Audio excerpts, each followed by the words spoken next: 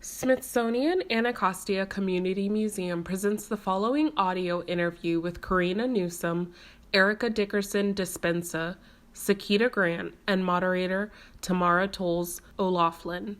The future is here. The interview takes place a part of the museum's Women's Environmental Leadership Forum. Being both from a low-income background, being from a strongly urban environment, I've been able to necessarily have an intersectional perspective when it comes to my work in environmental science. And I think when people come from communities that are presently and historically oppressed, you have to have an intersectional perspective to survive. And so it's not because I'm some sort of great scholar or some sort of great social scientist that I have this perspective, simply because that's what you need to survive.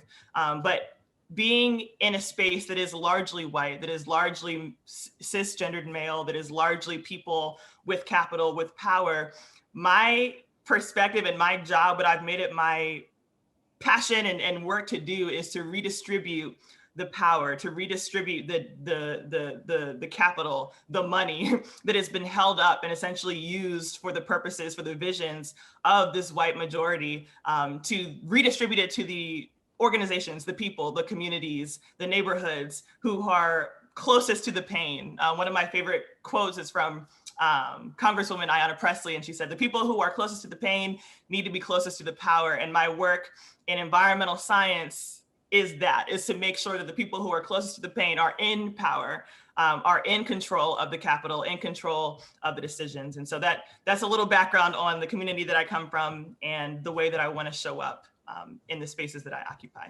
My people are visionaries, and therefore I am called to vision. My people are resilient, and therefore I am called to resilience. My people have cleared the way and built things. Therefore I am a builder of things and people. My people are wildcrafters, and so I am called to be in right relationship with the earth and to steward my resources of all kinds well. My people are lovers and daughters and mothers. I too come from a family of predominantly women, women who were leaders in various capacities in their various geographical locations. And I see my job very much in the vein of creating the abolitionist world we aspire to right now.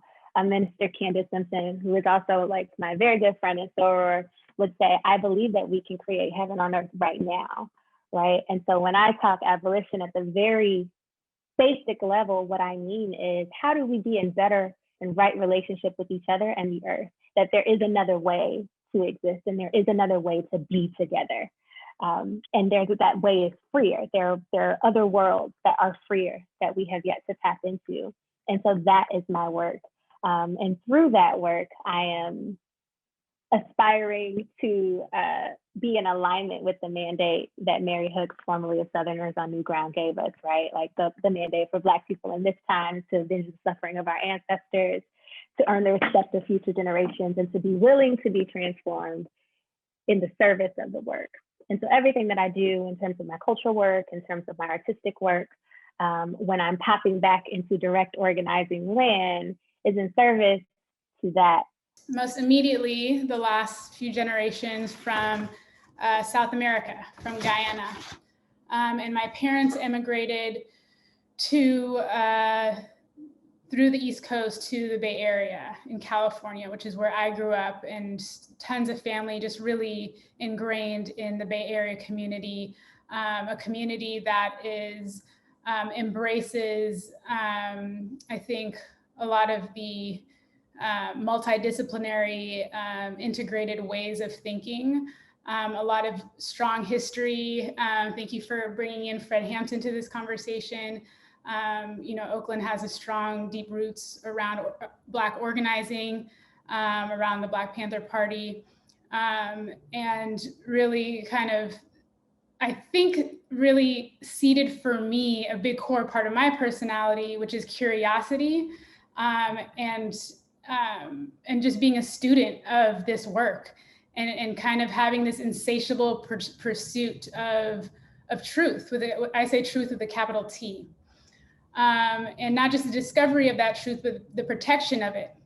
and really finding ways for us to design society and the way that we interact with each other and the way we interact with Mother Earth around those truths.